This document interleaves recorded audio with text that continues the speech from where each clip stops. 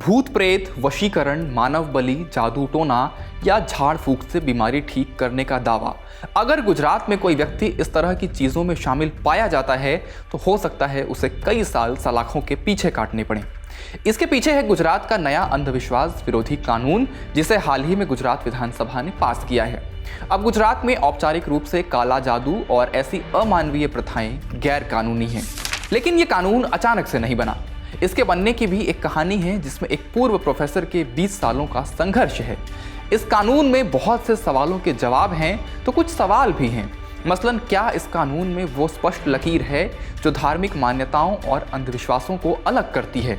इसमें सजा का कितना प्रावधान है? और इस कानून के लिए लंबी लड़ाई लड़ने वाले पूर्व प्रोफेसर को इसमें क्या खामियां नजर आती हैं?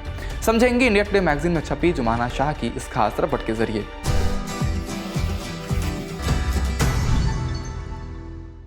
नमस्ते, मेरा नाम धनंजय है और आप देख रहे हैं इंडिया टुडे हिंदी। गुजरात में पास हुए इस कानून का नाम गुजरात मानव बलि और अन्य अमानवीय, क्रूर तथा अघोरी प्रथाओं और काला जादू रोकथाम एवं उन्मूलन विधेयक 2024 है।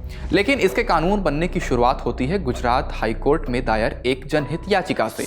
ये याचिका कानून के पूर्व प्रोफेसर अश्विन करिया ने दायर की थी। गुजरात मुंबई तर्कवादी संघ के संस्थापक प्रोफेसर करिया ने बच्चों की दर्दनाक मौत और अन्य क्रूरताओं की वजह बनी ऐसी अंधविश्वासी प्रथाओं के खिलाफ 2 दशकों से ज्यादा समय तक काम किया।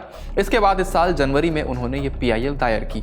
6 महीने के भीतर ही सरकार ने इस पर कानून बनाने का वादा किया और 2 महीने बाद अगस्त में विधेयक को सर्वसम्मति से मंजूरी मिल गई।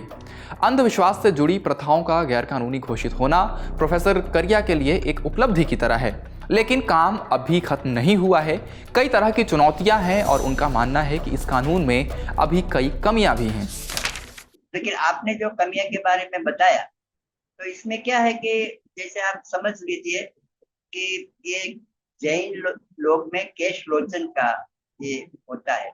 इस चिल्ड्रन को जो दीक्षा दी जाती है, संसार त्याग किया जाता है, तो ये आउटसाइड दिस प्रयोग किया गया।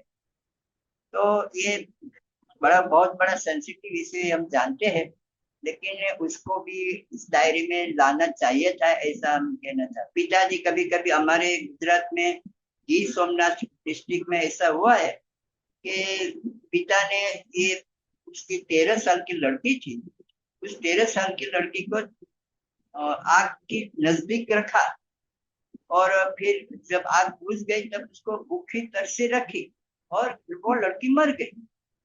तो जब ये हत्या है, मर्डर है, तो इसमें जो पनिशमेंट के प्रावधान है वो पनिशमेंट सिर्फ 7 साल का है। प्रोफेसर करिया का यह भी कहना है कि ऐसे कानून बनाना कोई बड़ी उपलब्धि नहीं है, इन्हें सही से लागू करना असल चुनौती है, क्योंकि इसके तहत ज्यादातर मामले दर्ज ही नहीं होते। महाराष्ट्र में 2013 में कानून लेजिस्लेशन पास हुआ, तो अभी तक ये 11 साल हो गए, लेकिन अभी तक सिर्फ 10 cases are registered as per this law. तो इसका मतलब ये होता है कि पुलिस को भी इसकी इंफॉर्मेशन नहीं है, उसकी कोई ट्रेनिंग नहीं है। गृह राज्य मंत्री हर्ष सांघवी ने विधानसभा में विधेयक पेश करते हुए कहा कि इसका उद्देश्य लोगों को ऐसे ठगों और धोखेबाजों से बचाना है जो अलौकिक शक्तियों का दावा करते हैं और फिर तकलीफें, भूत प्रेत, बीमारियां भगाने का झांसा देकर उनके पैसे और जमीन आदि हड़प लेते हैं। उन्होंने आगे कहा कि यह विधेयक धार्मिक आस्थाओं और अंधविश्वासी कुप्रथाओं के बीच एक स्पष्ट रेखा खींचता है। इस कानून के तहत 6 महीने से लेकर 7 साल तक जेल की सजा है और 5,000 से लेकर 50,000 रुपए तक जुर्माने का प्रावधान है। आमतौर पर जादू टोने जैसी अवैध गतिविधियों में शामिल रहने वालों ने इन अमानवीय प्रथाओं को धर्म के साथ जोड़े रखा है और यही वजह है कि सरकार के लिए इन पर लगाम लगाना मुश्किल है। ताज़ा विधेयक में ही देखें तो मृत साधु संतों और धार्मिक उपदेशकों के कथित चमत्कारों के प्रचार प्रसार को प्रतिबंधित नहीं किया गया है।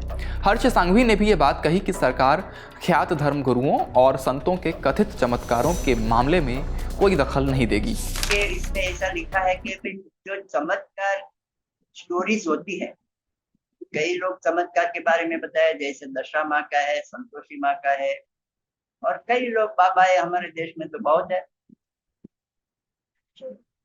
है। तो वे लोग भी कई तरह के चमत्कार की बात करते हैं। तो ये चमत्कार की जो स्टोरी है उसको भी एक्सक्लूड किया गया है, तो बहुत बड़ी बात है। वैसे ये चमत्कार तो वैसे साइंस ही कर सकता है, और कोई लोग चमत्कार नहीं करते। बड़े बड़े जादूगर आया, पीसी सरकार आया, के लाल आया जी, प्रोफेसर जिग्गारा आया, प्रोफेसर मंगल आए, कई लोग आए। सभी ने बताया कि भाई ये सब हमारे जो हाथ की कर्तव्य होती है, इसमें साइंस का यूज होता है, म्यूजिक का यूज होता है, लाइट का यूज होता है, उससे ये चमत्कार होता है। उसमें जैसे कोई अलौकिक चमत्कार जैसा कुछ नहीं है। गांधीधाम के बाल रोग विशेषज्ञ डॉक्टर राजेश माहेश्वरी कहते हैं, मैंने शरीर पर जले के निशान वाले हजारों बच्चों का इलाज किया है। इनमें से कुछ बच गए और कुछ को बचाया नहीं जा सका। कम से कम कच्छ जिले में तो बच्चों को इलाज के नाम पर लोहे की गर्म छड़ से दागने की प्रथा लगभग बंद हो गई है, लेकिन अन्य अमानवीय कुप्रथाएं जारी हैं।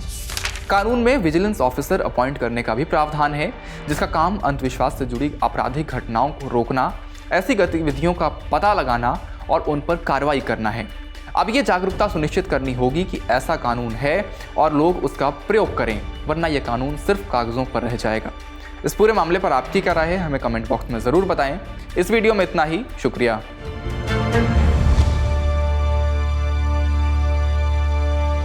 इसी तरह की तसल्ली से भरी हुई एक्सक्लूसिव रिपोर्ट्स देखने के लिए सब्सक्राइब करें इंडिया टुडे हिंदी का यूट्यूब चैनल और बेल आइकन जरूर प्रेस करें ताकि वीडियो अपलोड होते ही आपको खबर हो जाए।